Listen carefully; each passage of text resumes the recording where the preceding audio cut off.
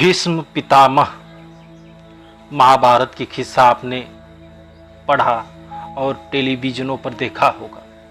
आपको पता होगा कि 18 दिन युद्ध रहा। भीष्म पितामह अकेले 11 दिन तक लड़े।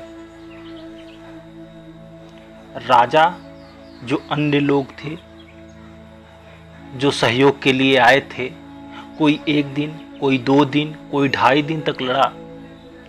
भीष्म पितामह सारी उम्र जितेंद्रिय रहे।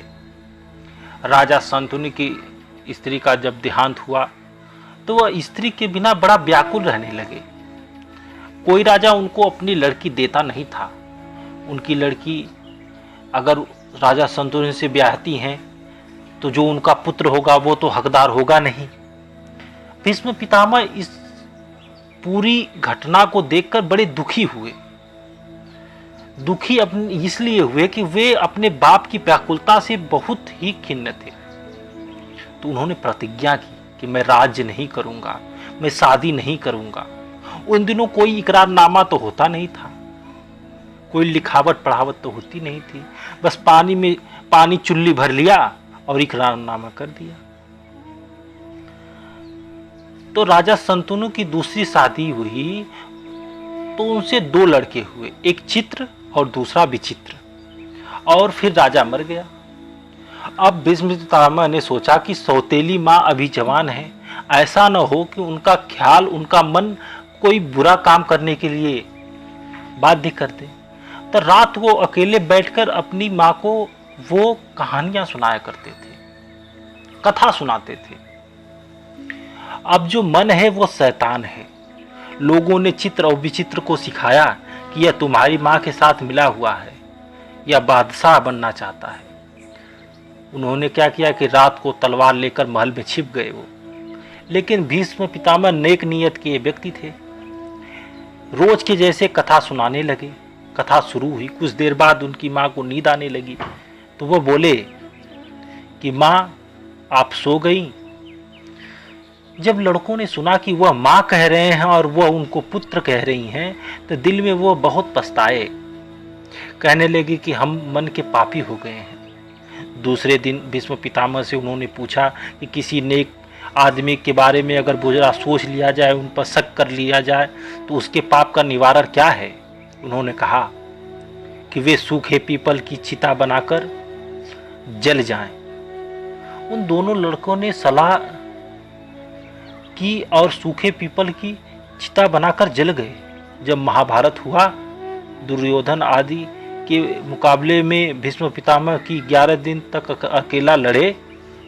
ब्रह्मचारी आदमी दुनिया में भी उन्नति करता है और परमार्थ में भी उन्नति करता है। किसी भी उम्र में ब्रह्मचर्य रख लो, फायदा होता है। जवानी में रखो तब तो बहुत फायदेमंद है। अगर बुढ़ापे में रखा जाए तो आदमी तंदुरुस्त रहता है। जो ब्रह्मचर्य करते हैं वो स्वाभिमानी होते हैं। कहने कहाने वाले को वह सिर के लात मार देते हैं क्योंकि किसी को कोई डर नहीं, कोई पश्चाताप नहीं होता कि ब्रह्मचर्य का मूल क्या है।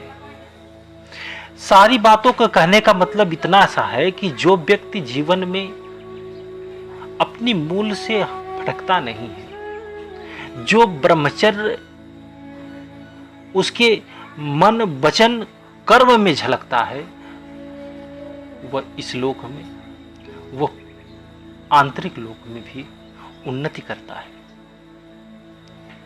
भीष्म पितामह एक बड़े मार्मिक व्यक्ति थे।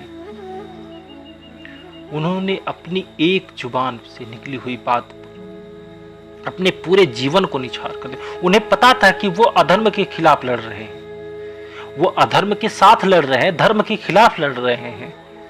लेकिन उनका धर्म यही था कि वो अधर्म के साथ लड़े और उन्होंने अपने धर्म पे ये चीजें तब उनके अंदर से प्रेरित होती हैं जब वो चरित्र ही एक ऊर्जावान हो। तो कहा गया कि जीवन में सात्विकता, ब्रह्मचर्य